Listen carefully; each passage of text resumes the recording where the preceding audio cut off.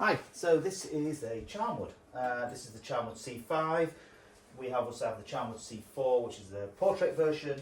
I'm going to show you how to light the C5 today. So hopefully this will help you with your operation, your lighting, your maintenance. Just a little quicker run around the stove first. So obviously we've got a control at the bottom here. You can hear it's got little clicks. So you've got boost, which is to get the fire going. You've got low, and then you've got essentially off. To get a fire going, we need to have it fully open. So we've got maximum air running into the fire. We need as much air running into the fire as we possibly can at the initial stages to get the fire hot, to get the flue warm, which generates a draw, which pulls the smoke up the chimney. Once the fire gets hot, we can then start to regulate the temperature, and you'll see how that is working later. So as with all my stoves, I always recommend that people use the top-down method, which means that we essentially light the fire in the opposite way to what you normally would do. You've got fire lighters at the top, kindling, and then small logs at the bottom. So just to point this out, so we put the small logs in the bottom, good size split logs, and then a good stack of kindling. A lot of people don't use enough kindling, and then essentially the fire just goes out and smoulders. We do not want smouldering fires. We want a nice bright flame. The fire lighters at the top, I'm going to get this going now, allows the fire lighters to burn initially, which generates a little bit of heat into the flue, and then as the fire lighters go into the kindling gets hotter, and then eventually the logs burn at the bottom. I usually pop a little fire lighter just down in the very bottom of the fire as well, and bottom of the tower rather, and we're going to leave the control fully out, and just for the initial stages we're going to leave the door just on slightly on the latch. It's not essential to do this, but it just gives the fire a little bit of a boost to get going.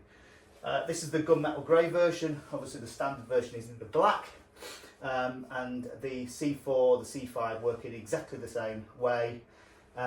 You'll see a couple of things while we're just getting the fire going. We've got a thermometer on here. So these aren't a bad idea. They give you an indication as to how hot the flue is. Essentially the little needle there turns around and it tells you when the fire's fully up to temperature, but it also crucially tells you if you're not using your fire hot enough. If you're not burning the fire hot enough, you're going to end up with a smoky glass, and if you've got smoky glass, you've also got smoke going out into the atmosphere, which is really not what we want. So we want to aim for a nice bright flame. If you find that you're not getting flames, think about the size of the logs or the quality of the wood that you're burning. As with all my customers, I recommend kiln dried wood, and if you find putting a log on and it just sort of struggles to get going, crack the door for a couple of minutes, or think about the size of the logs that you're using and try and split them. So a little hand axe, and split them into sort of smaller pieces. This sort of size log, I'd say, is kind of an ideal size, and you really shouldn't need more than one log on at a time to get a good quality heat out of the stove. But the ideal really is that, just to take this, obviously don't do this normally because it's hot, but the needle there ideally should be pointing straight up at the 12 o'clock position, depending on the make of the thermometer. They're readily available from Amazon. Shouldn't cost more than £5 or £6 for a thermometer. We've also got the stove fans on here. Jury's out whether or not they work or not. Some people think they're really good, other people think they're a bit of a gimmick, some people think they're ugly. You make your decision. The idea is that it channels some of the heat that's being lost up into the stove from the top of the stove, and it throws it back out into the room. Personally, I find that they work quite well for open plan living spaces. It's a sort of a standard living room with just one door in and one door out. I personally don't feel that they're massively beneficial because it can be a bit overpowering. But if you want to maybe throw a bit of heat out into the dining area, they're quite a good shout, and not a bad idea. But again, more than £40 for a fan on Amazon, or obviously shops preferably, shouldn't really be more than that sort of price. As you'll see here, we've got this little thing here. So this, we've left this out, and we generally do. A lot of people prefer them with the unobstructed view of the glass and the flames, but this can go in, and this actually stops logs falling against the glass. So it does have a function, and it actually has a design feature as well when you bob it in. But it's a personal preference, and as I say, most people leave it out. There's no detriment to leaving that out at all. It's just obviously when you do find that if you put a log in and you just sort of tumbles forward, you've got to really carefully open the door and put a little bit of kindling or a poker and just bob it back on. Try not to let it contact the door too much. As you can see, the glass stays nice and clean. As you also see while I've been chatting, I've closed the door properly now. The fire's up and running, the kindling's burning really nicely, and it'll take a little bit of time to get into the logs at the bottom to generate some heat. The needle's started to just come off the little step there, and that is the fire up and running. Just a little bit about maintenance. So we use a clean cloth to dry the stove, to clean the stove rather. Try to avoid using water on it. Try not to avoid leaving any moisture standing on the stove. You'll end up, particularly with the black, you'll end up with like a grey finish. As the water goes into the paint, it leaves kind of a grey residue. So not ideal. That can be rectified during like standard servicing and a quick respray. Alternatively, if you can avoid putting water on it in the first place and just use a dry cloth, it should be absolutely fine. One thing that we tend to find is quite beneficial to keep the outside of the stove clean and the glass inside are like decorators wipes, Wonder Wipes, that sort of thing. Again, readily available from supermarkets, Amazon, that sort of thing. So they come in a red tub. Wonder Wipes are quite good. But again, when you use Wonder Wipes or any sort of wipe on the outside of the stove, make sure you dry it off with a dry microfiber cloth. The handle on this Charnwood is a wooden handle. Obviously this is metal, but this is wood, so you are safe to open the door. They give you, you know, obviously gloves are always a good idea to when you're putting a log in the stove, but as far as opening the door and the control, they're both, this is resin, this is wood, so quite safe to use. You'll see, I don't know if you can see, but there's holes halfway up the back of the stove. You'll certainly be able to see on your own stove. So this is the Eco Design 2022, the current model. The holes at the back of the stove there, they bring air, once the stove's up to temperature, they bring air through those holes straight into the glass, and by doing that, it actually reignites smoke before it enters the flue. This is very, very effective, and it makes one of these stoves particularly clean, burning and low polluting. But the crucial thing is try to avoid stacking your logs above those holes if you can possibly avoid it, because then it becomes ineffective, and actually you're putting more wood on and you're losing more heat up the chimney. It becomes less efficient. So it's quite a good point. A couple of really important factors. When you are opening the door to reload it, this is not ready for reloading yet, but try to avoid having loads of flames. If you open the door when it's got flames, you're liable to get a little bit of smoke back in the room, particularly while it's getting up to temperature. You see the needle is just up to well, we're up to 50 degrees C, so it's not very hot at the minute.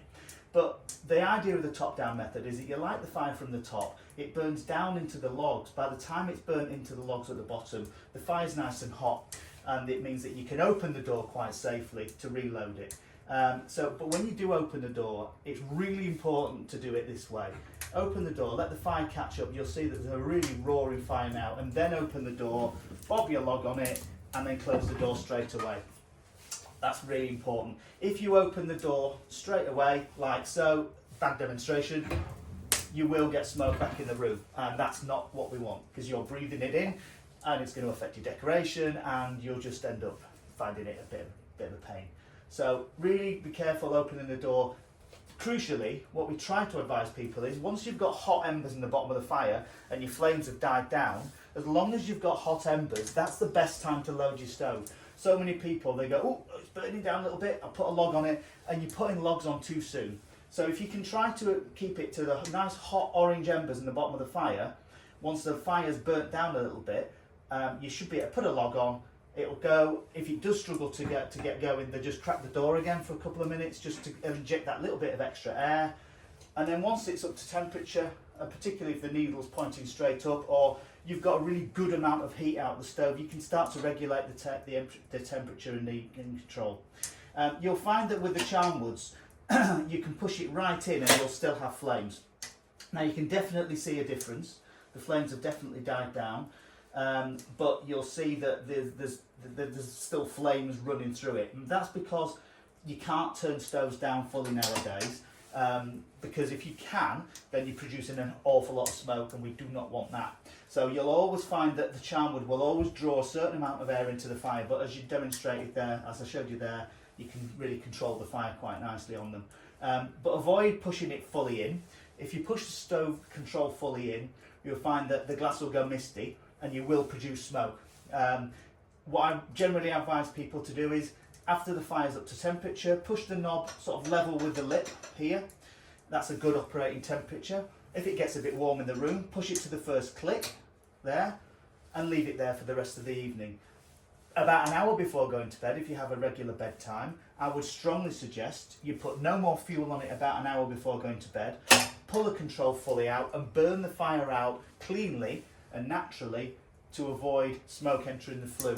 The really common issue is people shut the stove down before going to bed, and then the flue will predictably cool down because you're not drawing the air into the fire.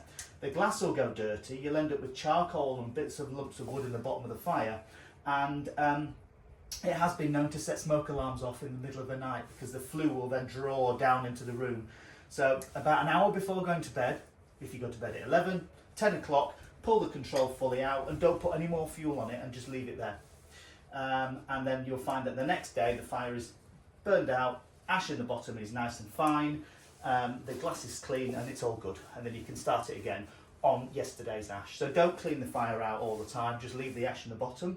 Wood always burns better in a bed of ash, and that's about it really. Obviously cleaning inside of it, we've talked about the glass, cleaning the glass when it's cooled down. If you do need to clean it now and again, just get a damp cloth or the Wonder Wipes I said about, dab it in a bit of ash inside the fire, wipe it on the glass and then dry it with a clean cloth, and that will bring it off really nicely. There are products on the market like Hot Bright and things that will help you, but really natural products like a damp cloth, dab it in the ash, wipe it on the glass, and the ash is a gentle abrasive and it'll just lift any residue off the glass. Just a little bit of maintenance, obviously not keen on opening the door when it's running, but just to show you, the fire open the door here is really important that that's maintained. If it becomes a point where you close the door and there's not much resistance, just contact one of us for servicing and maintenance, and it can be arranged, or it's very easy to replace it DIY. But it's really important to have a seal between the stove and the door. If you ignore that and it becomes detached or it becomes ineffective, you'll end up burning the fire much hotter than it's designed to. Your temperature needle will be right over here at the 3 o'clock mark, and you'll be burning the fire, you'll be over firing the stove, and it'll put a lot of pressure on the components. Speaking of which, when you buy a stove from an authorised dealer like ourselves, you'll find that you'll get not just a 10-year guarantee on the actual stove castings, you'll also get a 3-year warranty on the glass, the fire bricks and all the consumable items. It doesn't include installation, but it does include the actual supply of it. So if your fire brick breaks within the first 3 years, or the glass breaks, or the rope goes frayed, then contact us and we can provide a new one of those within the first 3 years, when it's purchased from us, obviously. Okay, I hope that's helpful. Speak to you later.